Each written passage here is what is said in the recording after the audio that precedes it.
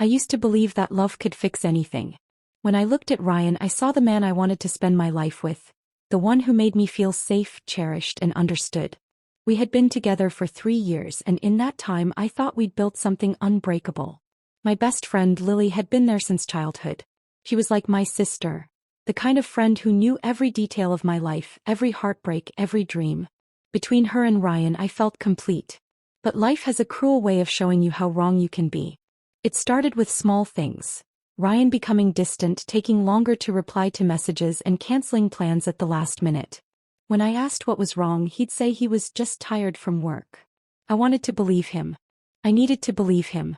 Because the alternative, that he didn't want me anymore, was too painful to imagine. Lily noticed my sadness one evening while we were watching movies at my apartment. "You two okay?" she asked, her tone full of fake concern. I sighed, leaning back on the couch. "I don't know. He's been different lately. Cold." She smiled, but now when I look back it wasn't comfort. It was something else. A flicker of guilt, maybe. Or pride. A week later I decided to surprise Ryan at work with lunch. It was something I used to do often back when things were better. I packed his favorite pasta and headed downtown, heart racing with excitement. I wanted to remind him of what we had, maybe spark something back to life. When I reached his office, his assistant looked confused. "Oh, I thought Ryan took the day off," she said. That single sentence made my stomach twist. "He told me he had an important meeting today," I said quietly. I left the office, my hands shaking. My mind ran wild. Where was he? Who was he with? I called him, but it went straight to voicemail. For the first time I felt a sharp, cold panic I couldn't explain. That's when I saw it, the message. My phone buzzed and it was from Lily. "Hey, I might be late for dinner tonight." Something came up. It was innocent, almost casual, but something about the timing felt wrong. My instincts screamed at me to dig deeper. I remembered once months ago when Lily had left her jacket at my place, and Ryan had insisted on dropping it off to her himself. At the time I thought it was sweet. Now it felt like a piece of a puzzle I didn't want to complete. I drove to Lily's apartment, heart pounding so hard it hurt. Her car was in the driveway. Ryan's car was there too. For a few minutes I sat frozen, gripping the steering wheel, my breath shallow. I wanted to believe there was a reasonable explanation. Maybe he was helping her with something. Maybe I was overreacting. But my gut already knew the truth. I walked up the stairs slowly, every step feeling heavier than the last. When I reached her door I heard laughter, his laughter. The sound that once melted my heart now stabbed like a knife. Then I heard her voice, soft and teasing. "You're terrible, Ryan." My vision blurred. I couldn't move for a moment. My hand trembled as I grabbed the doorknob. It wasn't locked. The door swung open. There they were, tangled together on her couch, laughing until they saw me. The look on their faces was everything. Lily's smile dropped instantly, her eyes wide with shock. Ryan jumped to his feet, stammering something useless like my presence was the real problem. "Emily, it's not what you think." "Really?" I whispered. My voice didn't even sound like mine. "Then what is it, Ryan?" He couldn't answer. Neither could she. The silence was thick, suffocating. I dropped the lunch bag I'd brought. It hit the floor with a dull thud. "You could have at least had the decency to lie better," I said, my voice breaking. "But you didn't even try." Tears blurred my vision as I turned and walked out. They followed me to the door, but I didn't look back. That night I sat alone in my apartment, replaying every moment, every touch, every promise, every lie. My heart broke again and again until the pain turned into something else. Not sadness. Resolve.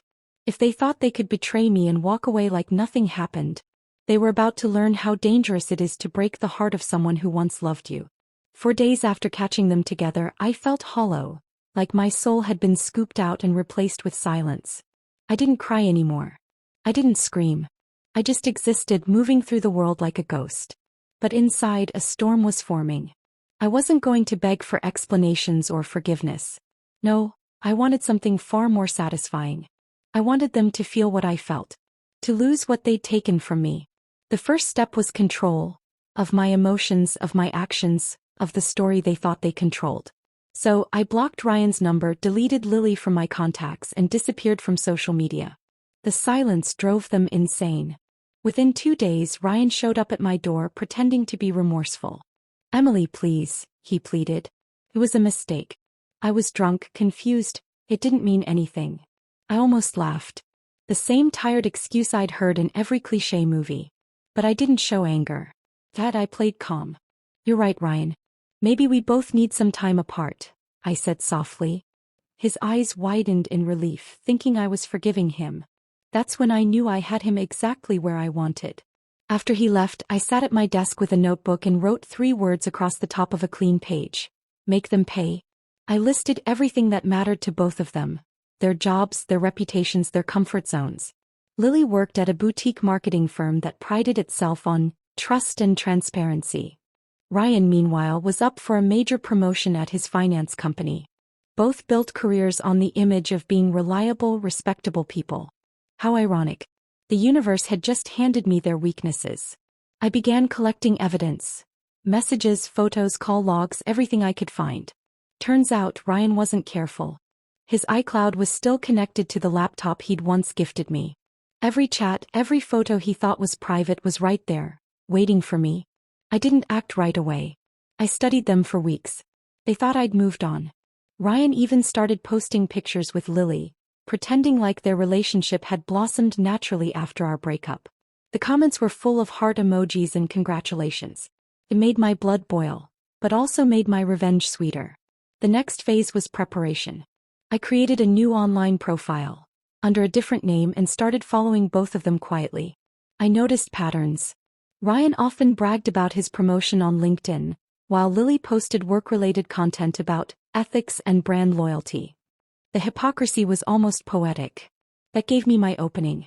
I anonymously sent an email to Lily's boss, attaching screenshots of private texts where she mocked clients and leaked marketing data to Ryan to help him impress his boss. It wasn't even a lie. She had actually done that to help Ryan's presentation.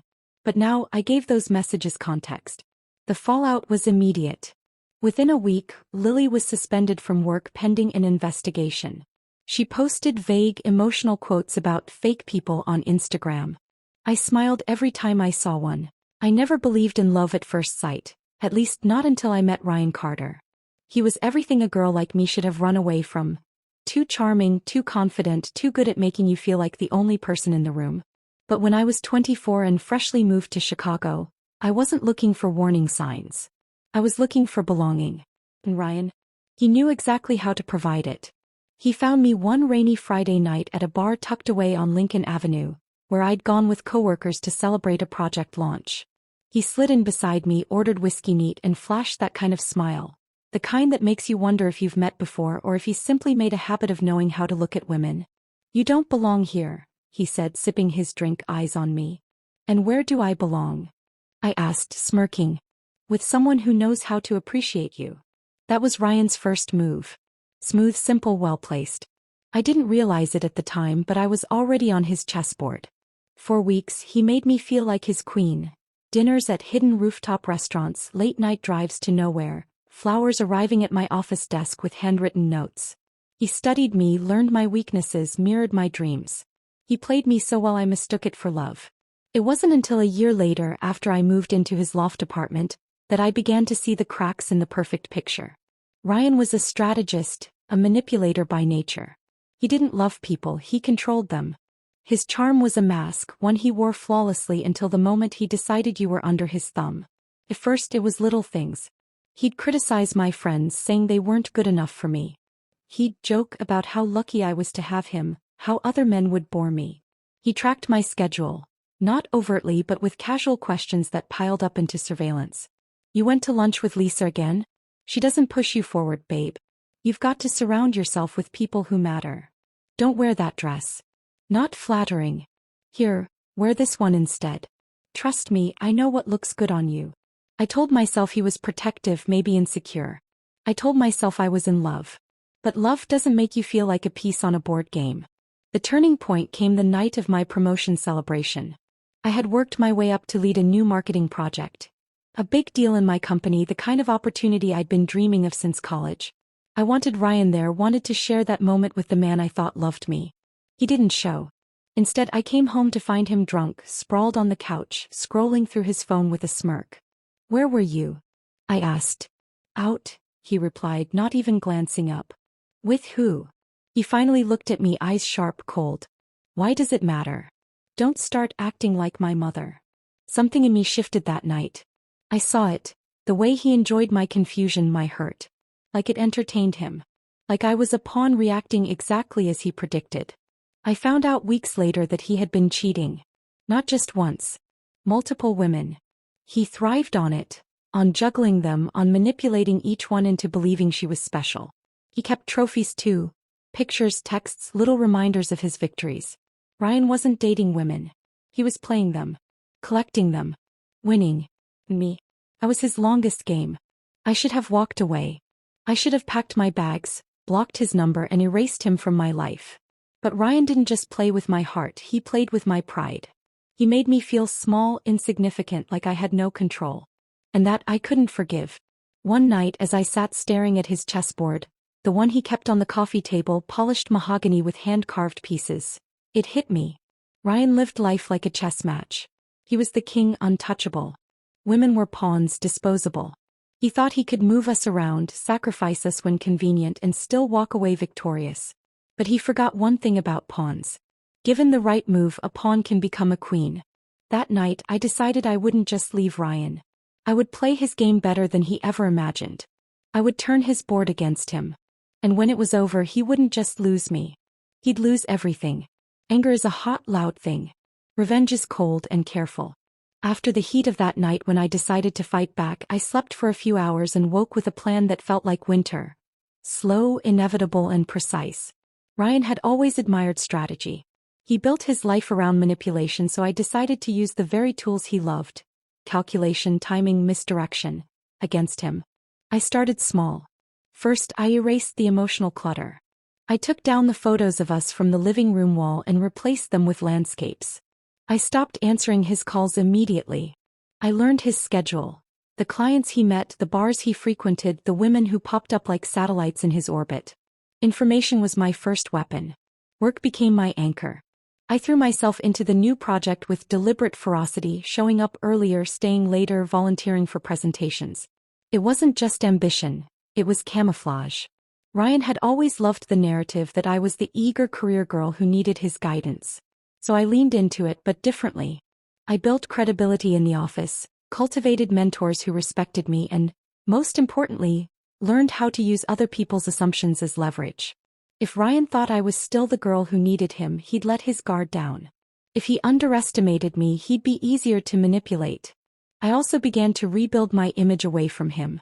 I reconnected with friends I'd neglected, mended bridges Ryan had tried to burn, and reintroduced myself to the parts of my life he'd diminished. My friends noticed the change, how I stood straighter, laughed louder, and carried myself like someone who'd learned a dangerous lesson and refused to be small again. That quiet confidence was the bait. He'd been attracted to my vulnerability, but he respected strength. I wanted both his attraction and his fear. The plan had 3 phases. Phase 1, isolate. Phase 2, expose. Phase 3, reclaim. Each step required patience and timing, 2 things Ryan lacked when ego and lust drove him. He acted in the moment. I acted for months. Isolation meant chipping away at his network subtly. Ryan thrived on the illusion of control. If people believed him, his lies held. So I began to see doubts. Not with overt confrontation, but with small, precise suggestions to the right ears. At a company mixer, I casually mentioned that Ryan had a pattern. Small anecdotes about friends who'd felt used by someone they trusted. At brunch with mutual acquaintances, I let slip how people often present one face in public and a different one in private. Each tidbit was an arrow coated in doubt. But isolation without evidence would be empty drama. Exposure required proof. I started collecting it. Old voicemails, screenshots, receipts, anything that mapped his duplicity. Ryan was careless with people but meticulous with digital traces. He deleted texts, changed accounts, and erased histories to preserve his myth. So I learned his patterns, mirrored his habits, kept copies of everything he thought he'd removed. I allowed him to think I was still the same naive girl. I smiled when he strutted into our kitchen with a new conquest on his arm, pretended not to notice the way he kissed her shoulder. That faux obliviousness worked like a charm. He started to show off, to collect, to flaunt. Exactly the behavior that would eventually incriminate him. Week by week, the perimeter around Ryan began to shrink. He noticed the subtle shifts: a client canceling a lunch, a friend returning calls less often, but he chalked them up to bad luck, not intentional pressure. That was my edge. He never imagined a patient opponent. The turning point came on a Sunday afternoon. I had been at the office finishing a presentation when my phone buzzed. A text from an unknown number with a single image attached. It was a screenshot of a message Ryan had sent to a woman I'd never met, explicit and arrogant. Beneath it, another message: "You need to stop. People are talking." The betrayal still stung, but beneath it was something stronger: confirmation. Armed with that screenshot and the backups I'd been building, I accelerated the plan. Timing is everything with revenge. You don't reveal your hand too soon, and you don't hold back when the board is ready. That night, Ryan came home confident, a victory grin on his face. He poured wine, sat across from me, and began to brag about how everyone loved him. "You should be careful how you talk about people," I said. "People remember things you say and do." He laughed. "What, like you? Since when did you become my moral compass?" "Since I decided I wasn't going to be a piece on your board anymore." The rhythm of the room shifted. He tried to mask his unease with a joke, but the game had changed. The board was set. The weeks that followed were a dance of masks.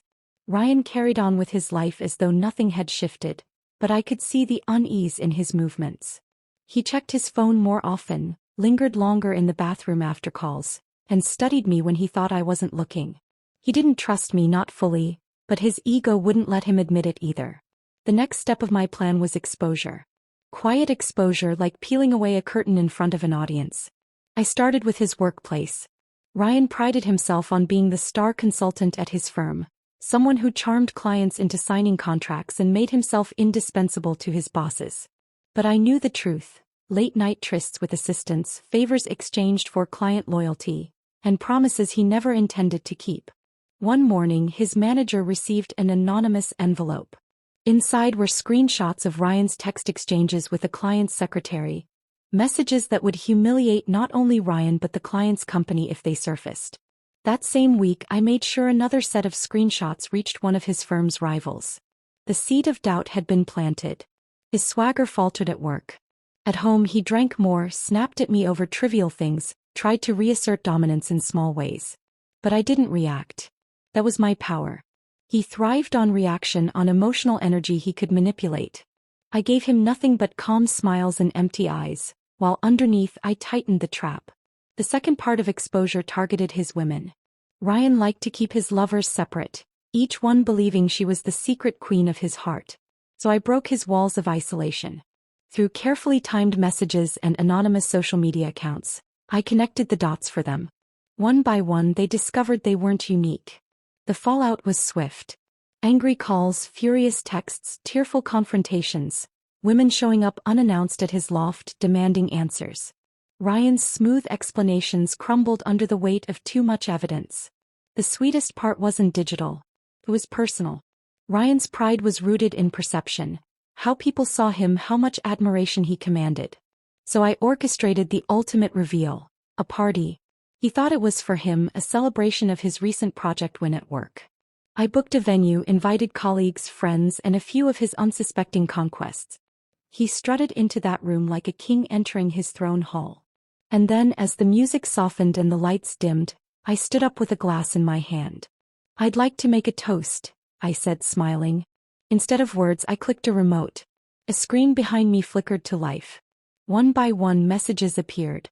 Screenshots of his texts, images of him with other women, recordings of promises he never kept. The room filled with gasps, whispers, the sharp intake of breath. Ryan's face drained of color.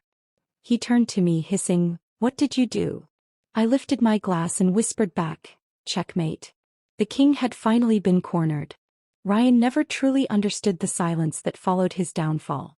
It wasn't the shouts or the tears that destroyed him. It was the absence of loyalty, the cold retreat of people who once orbited him like planets around the sun. After the party, his kingdom collapsed overnight. Clients pulled back. Women blocked his number. Friends stopped returning calls. At work, his manager gave him two choices: resign quietly or face public disgrace. He resigned. At home, Ryan was unrecognizable.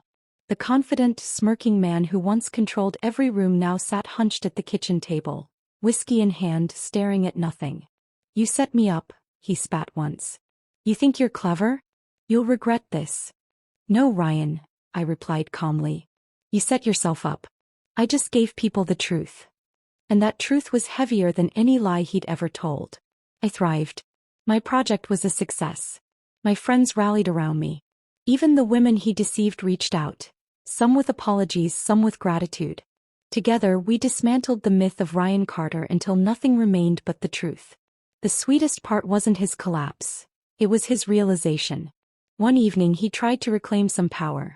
"You think you've won. But you only won because I let you in. I gave you access." "Exactly," I said, smiling faintly. "You gave me the board. You thought I was just another pawn.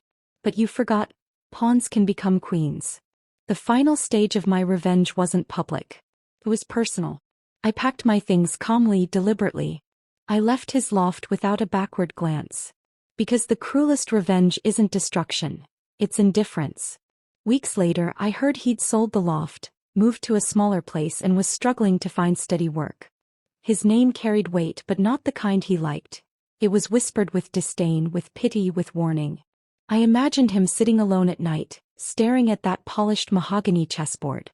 Maybe he still moved the pieces, trying to map out a future victory. Maybe he finally realized that all his brilliance, all his arrogance, had been undone by the one piece he underestimated. Me. Ryan once believed he was the king and I was just another pawn. But in the end he was wrong. The truth was simple. He was never the king. He was just the pawn.